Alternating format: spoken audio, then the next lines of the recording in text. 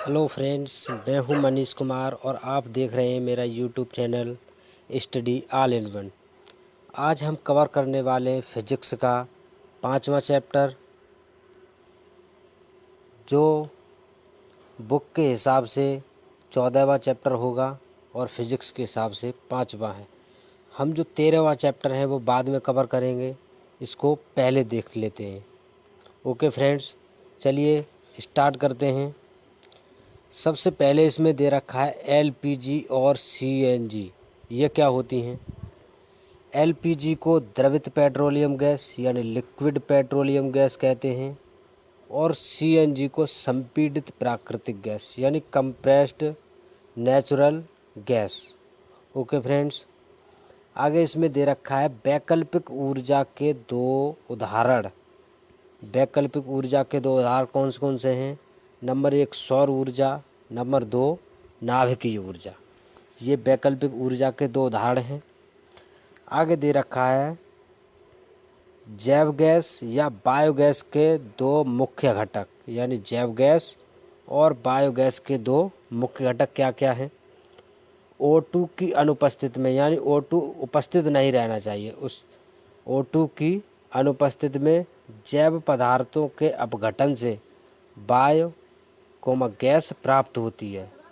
Bio और gas प्राप्त होती है, बायोगैस प्राप्त होती है। जैव पदार्थों के रूप में गोबर तथा अपशिष्ट पदार्थों का उपयोग किया जाता है।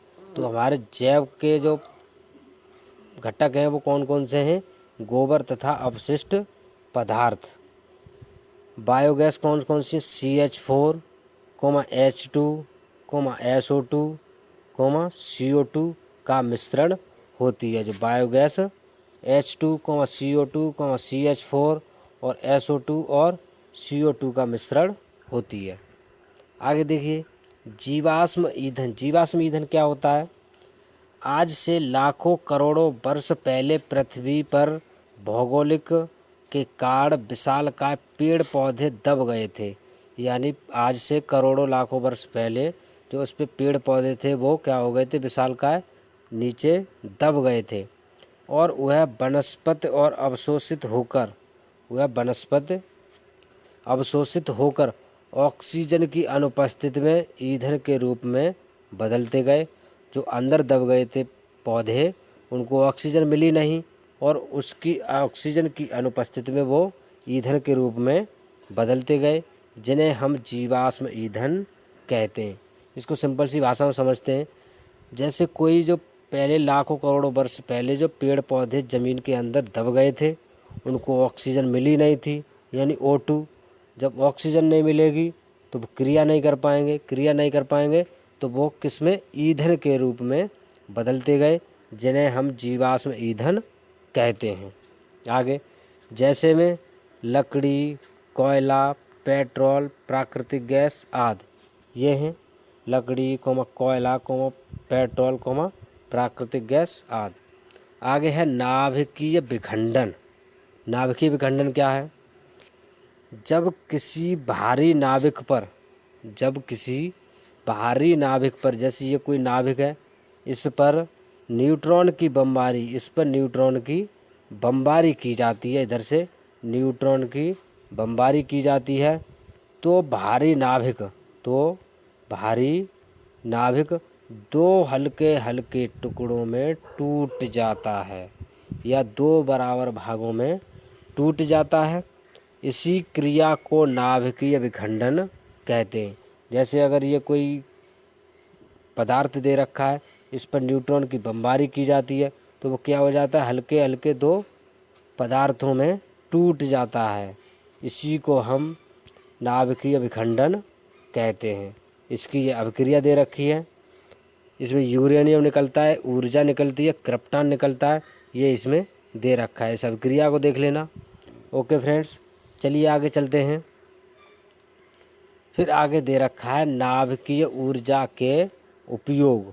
अब देखिए नाभिकीय ऊर्जा के क्या क्या उपयोग हैं। नाभिकीय ऊर्जा के उपयोग हैं, इसका उपयोग विद्युत उत्पादन में किया जाता है। यानी जो नाभिकीय ऊर्जा है, इसका उपयोग बिजली बनाने में, विद्युत उत्पादन में किया जाता है। आगे, नाभिकीय ऊर्जा की हानि, इससे हानि भी होती है। अब देखो हानि क्या क्या है। नाभिकीय ऊर्जा का उपयोग हथियार कोमा बम, देखो हथियार कोमा बम बनाने में किया जाता है, हथियार और बम बनाने में किया जाता है, जो बहुत ही विनाशकारी होता है। हथियार और बम हमारे लिए बहुत विनाशकारी होते हैं, जो किससे बनते हैं, नाभिकीय ऊर्जा से, इसलिए इससे हानि भी है।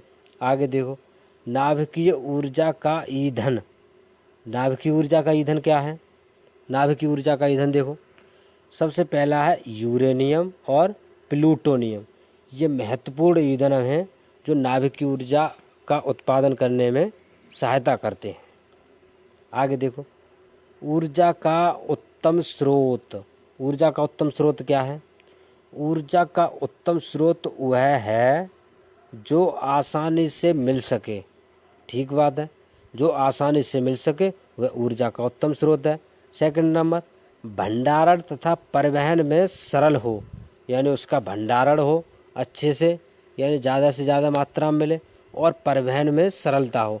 ऐसा ना हो कि उसके परिवहन में ही कमी आ जाए, लाने ले जाने में। परिवहन में क्या हो, सरलता हो, कोई कठिनाई होनी नहीं चाहिए।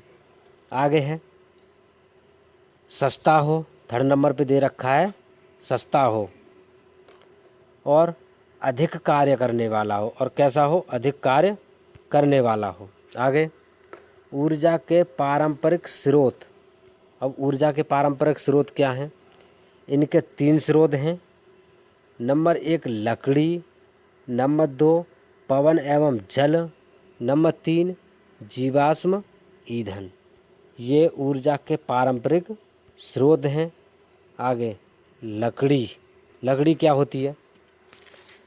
लकड़ी ऊष्मीय ऊर्जा के स्रोत हैं।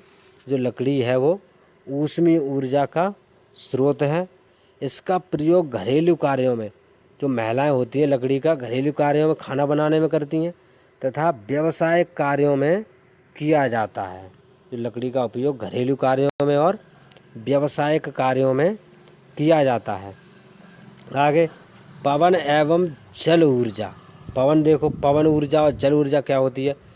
जहाज़ों द्वारा सामान लाने में और ले जाने में पवन ऊर्जा का उपयोग किया जाता है। जो पानी में जहाज़ चलते हैं उनको चलाने में हमारी कौन सी ऊर्जा लगती है, पवन ऊर्जा। और